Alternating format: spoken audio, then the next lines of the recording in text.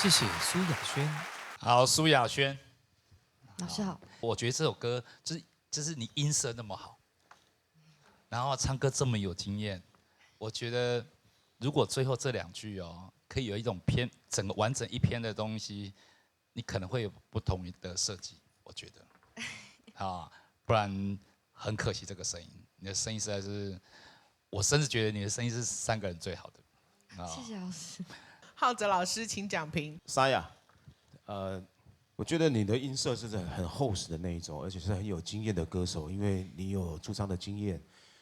你的声音真的是很棒。不过你在挑这首歌的时候，我觉得这首歌有一些细节必须要跟你说一下，因为我觉得你在唱主歌的部分，其实你都很颗粒的，因为你这样唱起来一颗一颗就有点像军歌的感觉，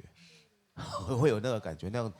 它那个律动会比较少一点，所以我觉得挑歌曲在唱歌的时候要去先想想看它的旋律跟它的歌词的意思。你可以用你的你这个年纪你的所有的想象的感觉去唱一首歌，也不见得一定要去听原主唱他怎么唱，甚至你一定要去内化成为你自己的，再去